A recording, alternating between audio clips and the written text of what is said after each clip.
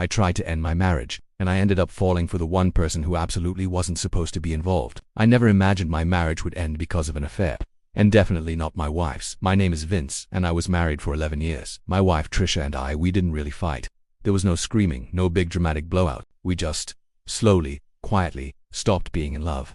It was like watching a fire burn down to embers, until one day there was no warmth left at all.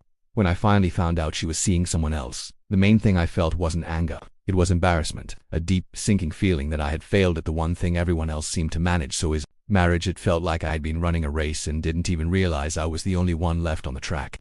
So, I decided to file for an annulment. I just wanted it over clean and quick. That's how I met Adi. She was my lawyer. The first time I walked into her office, she was all business, calm, professional, and radiating this sense of control that I desperately lacked. But there was something else, something strangely familiar about her. I couldn't quite put my finger on it. During our first few meetings, as we sorted through the wreckage of my marriage, a different kind of connection started to form. It wasn't about the legal details, it was quieter. One day she admitted she was going through something similar. Her long-term partner had betrayed her too, and that's where it all started. We didn't bond over attraction or some whirlwind romance. We bonded over sheer bone-deep exhaustion, the kind of exhaustion that comes from holding your life together with tape and glue when all you want to do is let it fall apart. Our late-night meetings, meant for hashing out legal strategies, slowly morphed into something else entirely. The conversations started bleeding past the paperwork. Into the early hours of the morning, we'd talk about everything and nothing. She understood, in a way no one else could, what it felt like to wake up next to a person who had already left you emotionally, even if their body was still there. She knew the silence that screamed louder than any argument. One night, after a particularly draining session reviewing my case, the weight of it all just hit me. I looked at her and said, "I feel like I've wasted my best years. Just completely wasted them." I expected her to give me a pep talk, to tell me it wasn't true, that I had my whole life ahead of me. But she didn't. She just looked back at me, her eyes holding the same wariness as mine, and said, "I feel the same." That single moment of shared despair, that should have been my warning sign. It was the moment the professional line between us began to dissolve. What happened next between us wasn't some grand, passionate affair. There were no stolen kisses in the rain or dramatic declarations of love. It was quiet. It was careless. We were just two broken people, leaning on each other because standing alone felt impossible. It was a temporary shelter from the storm raging in our own lives.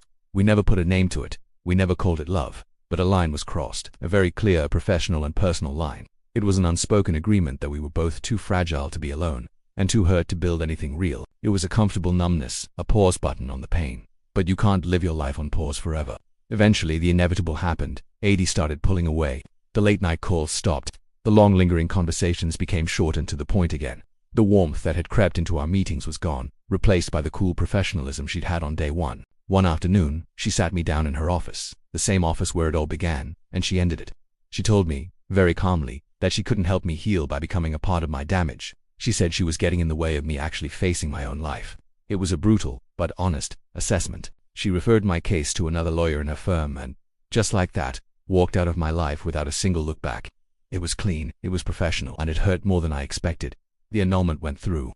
Trisha and I sat across from each other and signed the papers. There were no tears, no final angry words, just a profound, heavy silence. The same silence that had ended our marriage in the first place. And now, here I am, alone. But it's a different kind of alone now. I'm not alone because I lost my wife or because Adi walked away. I'm alone because I finally stopped running from myself.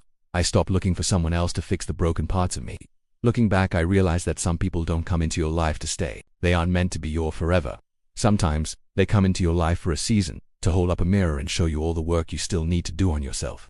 Adi showed me that I couldn't heal by hiding in someone else's shadow, and that might be the most valuable legal advice I ever received.